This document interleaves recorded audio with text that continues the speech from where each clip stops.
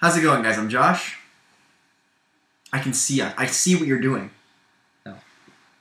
And this is Gosh Talk. Yeah. Do you want a popsicle?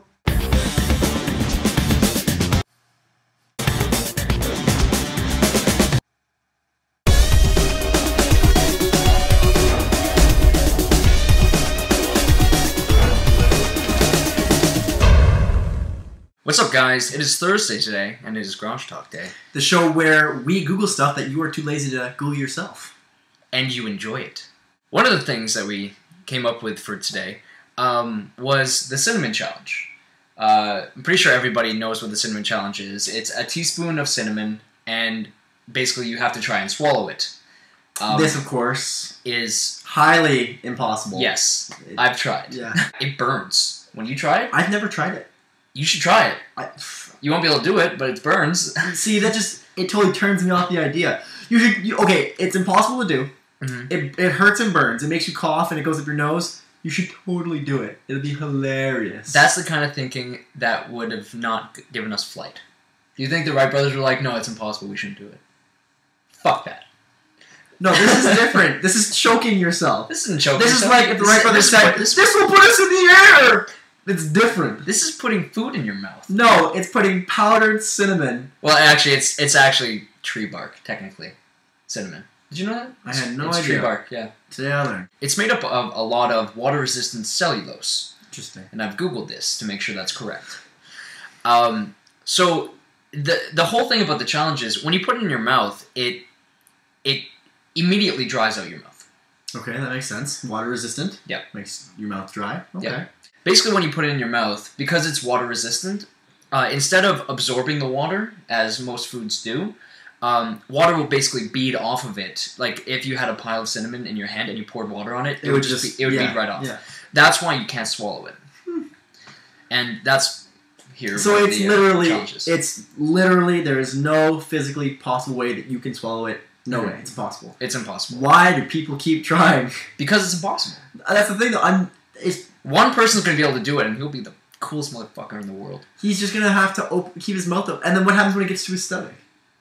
Well, it'll digest.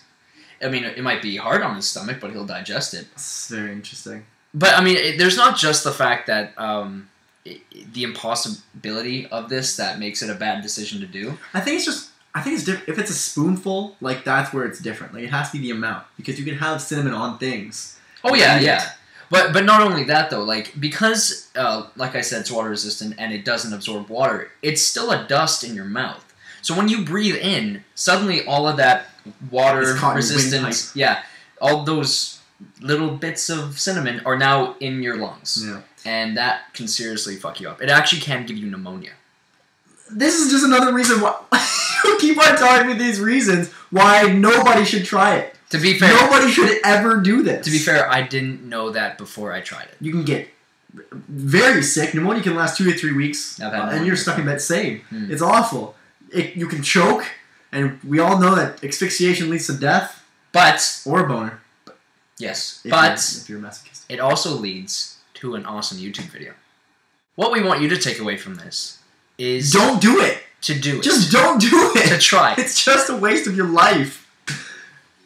You're putting someone else's death in our hands now. You realize what you've done. Also, film it. Don't do it! Just post it as a response.